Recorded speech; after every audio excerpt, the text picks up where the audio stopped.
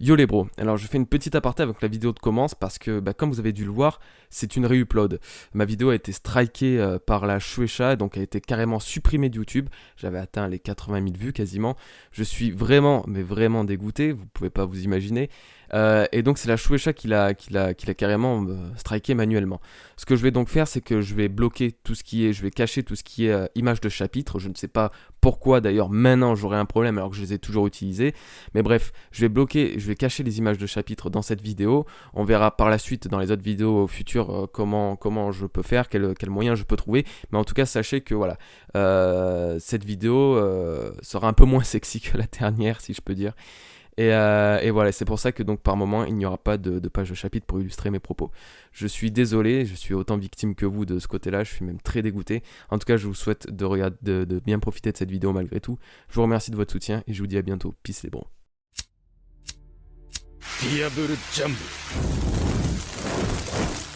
Cette vidéo parlera beaucoup des chapitres récents, en particulier le chapitre 907. Si vous n'êtes donc pas à jour, faites attention à ne pas vous faire spoil. Étant l'une des grandes figures du monde de One Piece, Shanks est tout naturellement au centre de grandes théories, réflexions et débats en tout genre. Normal, me direz-vous, surtout que le personnage est l'un des plus énigmatiques de l'œuvre.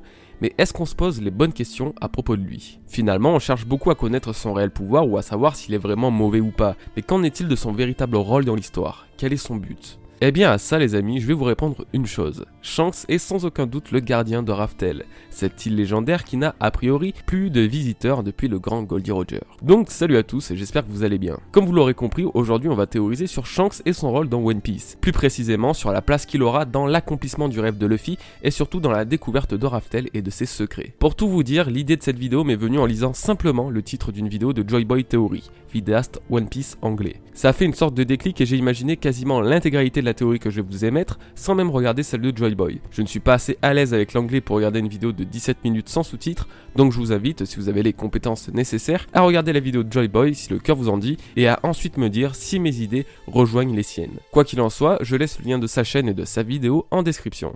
Revenons-en à nos moutons, ou du moins à notre Yonko. Pas la peine de tourner autour du pot, vous avez bien compris avec le titre de la vidéo que Shanks serait donc le gardien de Raftel. Je vais vous expliquer comment j'en suis arrivé à ce raisonnement, et vous allez voir que ça explique finalement pas mal de choses. Ne partons pas dans tous les sens et commençons par revérifier le passé de Shanks et les éventuelles connaissances qu'il a pu acquérir à ce moment-là. Simple mousse sur le navire de Roger, Shanks a partagé avec son capitaine et ses autres Nakama des souvenirs et une expérience hors norme. Ils ont traversé le monde, vogué à travers tous les océans et défait leurs plus puissants ennemis pour finir par atteindre une île légendaire, Raftel. Semblant être inatteignable en temps normal, ou du moins par des personnes normales, Roger et son équipage sont pourtant bel et bien parvenus à poser pied sur cette terre mystique et isolée. Ce qu'ils ont trouvé là-bas est malheureusement l'un des plus grands mystères encore à ce jour, et vous n'aurez aucune réponse à ce sujet dans cette vidéo. Suite à ça, l'équipage de Roger s'est dispersé, Roger s'est rendu à la marine et fut exécuté sur une place publique en lançant la grande vague de piraterie sur laquelle Luffy a commencé son voyage. Shanks, après la mort de son capitaine, formera son propre équipage et obtiendra une notoriété et une puissance suffisante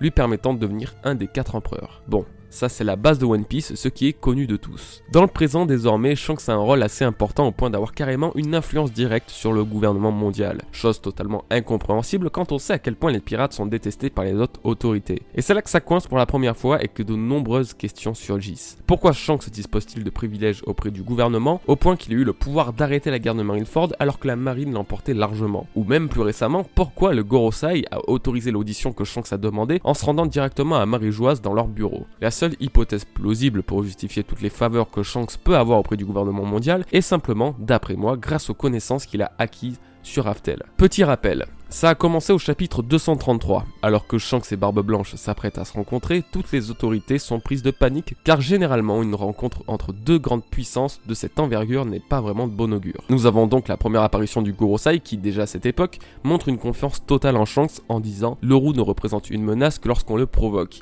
Il n'est pas homme à vouloir bouleverser le monde de son propre chef. » Ensuite, lors de son intervention à Marineford, Shanks a demandé aux pirates et aux marines d'arrêter cette guerre sous peine de voir augmenter le nombre de morts inutiles. Absolument tous les marines étaient contre, sauf Sengoku, l'amiral en chef qui fait la liaison entre les ordres du gouvernement mondial et les agissements de la marine. Il a accepté la faveur de Shanks parce que c'est lui, montrant une fois de plus le respect envers le roux. Et là, plus récemment avec le chapitre 907, c'est carrément le Gorosei qui lui a accordé une audition avec la même phrase: parce que c'est lui. Et c'est là-dessus qu'on va rebondir, sur cette audience que Shanks demande au Gorosei pour parler d'un certain pirate. De ce que j'ai voulu vous faire comprendre plus tôt, Shanks et le Gorosei ont créé une sorte de pacte.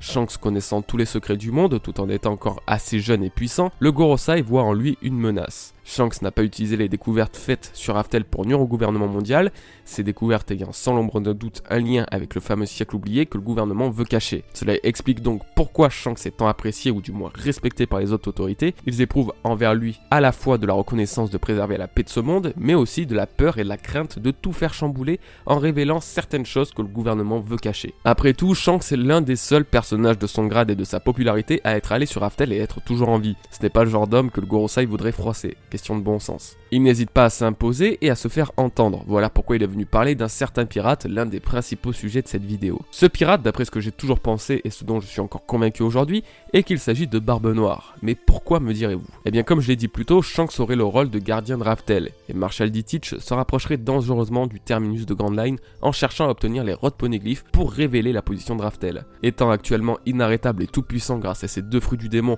au plus grand potentiel destructeur au monde, Barbe Noire est le personnage qui risque de faire sombrer les mers dans le chaos et Shanks veut l'arrêter. En effet, comme le grand Edward Newgate nous l'a révélé avant sa mort, Teach n'est pas celui que Roger attend.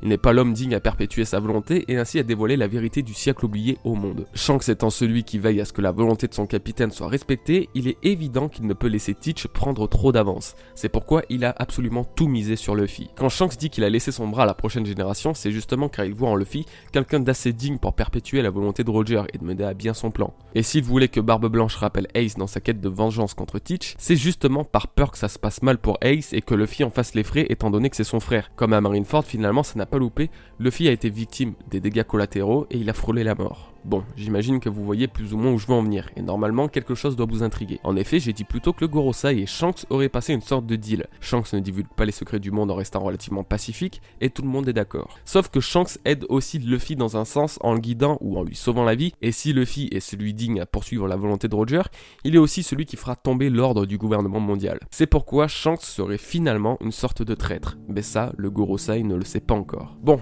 tout ça c'est très bien, mais en quoi Shanks est réellement le gardien de Raftel au final? Alors que ça pourrait être qu'un simple nom pour embellir la théorie, eh bien c'est finalement loin d'être le cas et le statut de gardien de Shanks se justifierait par le Rod Poneglyph qu'il garde jalousement, des autres pirates ou Yonko qui voudraient s'en emparer. Petit rappel, les Rod Poneglyphs sont les 4 poneglyphes qui révéleront l'emplacement de Raftel une fois tous combinés, en gros. 2 des 4 poneglyphes sont détenus par les Yonko, Big Mom en possède un et d'ailleurs Brook en a fait une copie. Le deuxième est détenu par Kaido. Le troisième est sur Ozu, gardé fièrement par les Minks depuis des générations. Et le quatrième et dernier reste quant à lui encore inconnu, et c'est là que Shanks entre en scène.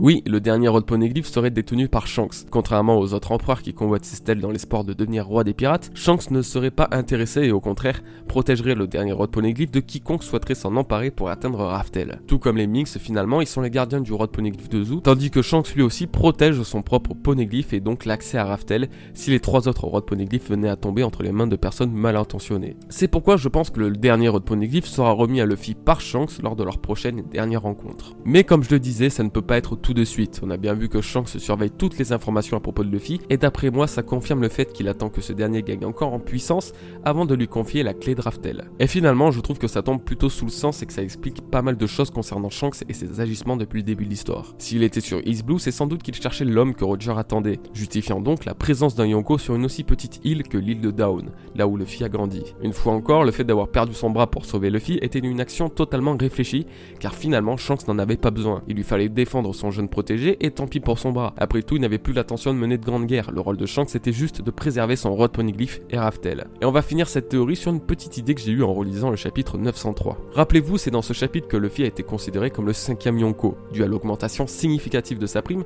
passant de 500 millions à 1,5 milliard de berry. On y voit la réaction de plusieurs autres personnages, mais en particulier celle des Yonko. Kaido est bien évidemment dégoûté, Barbe Noire lui conteste le titre de futur Yonko sous prétexte qu'il est encore trop tôt pour être considéré en tant que tel, Big Mom rage sévèrement, et Shanks lui semble plutôt heureux. Comme je l'ai dit plus tôt, sans doute car il voit Luffy gagner en puissance, signifiant donc que son travail est bientôt fini et que ce dernier va bientôt atteindre son but ultime. Mais bref, ce qui m'intéresse c'est l'endroit où il se trouve. Il est vrai que chaque fois qu'on voit Shanks dans le manga, il est sur une île différente. Impossible de le voir 2 fois au même endroit à la suite. Au chapitre 903, il était sur des rochers au rivage d'une île. Et si cette île était la fameuse Raftel? Il était là, à attendre patiemment sur la côte, fixant l'horizon. Étant donné qu'il doit sans doute toujours avoir l'accès de Raftel, pourquoi pas, j'ai envie de dire. Bon, après on peut distinguer les Martin Facteurs venus délivrer à Shanks le journal, et honnêtement, je doute un petit peu que les employés de Morgan et Big News aient l'accès ou même la localisation de Raftel, mais ça me plaisait bien dans l'idée. Il y aura peut-être des éléments que vous avez trouvés superflus dans cette théorie ou même inutiles, mais sachez que je fais toujours en sorte de donner toutes les infos que j'ai pour ne pas avoir le sentiment d'avoir oublié quelque chose. Je trouve que chaque élément, aussi petit soit-il, a son importance dans une bonne grosse théorie bien construite. Je sais que beaucoup n'osent pas trop s'étaler dans la création et l'explication d'une théorie, mais personnellement je trouve que c'est une grave erreur. Oui, quand je fais une théorie, j'aime vous donner toutes les cartes en main pour soit développer encore plus l'idée de base grâce à divers petits éléments, soit y trouver des failles et des faiblesses pour tenter de l'améliorer encore plus. Et d'ailleurs, je tiens à vous remercier pour tout ça car vous m'aidez énormément dans les commentaires à chaque sortie de vidéo. Vous me faites découvrir bon nombre d'éléments que j'avais oubliés ou même pas du tout remarqués et grâce à vous, je peux encore plus développer mes idées. Comme vous l'aurez compris, cette vidéo est donc désormais terminée les bros, je vous remercie de l'avoir regardée et si elle vous a plu, eh bien n'hésitez pas à y laisser un petit pouce bleu. Merci aussi d'être autant à me suivre, la communauté s'agrandit de semaine en semaine et nous avons bientôt atteint mon plus gros but en arrivant sur YouTube, passer la barre des 100 000 abonnés. Je vous prépare une vidéo un peu spéciale à cette occasion où je me livrerai sur beaucoup de choses plus personnelles, mais sachez que vous avez significativement changé ma vie et que je vous en suis éternellement reconnaissant.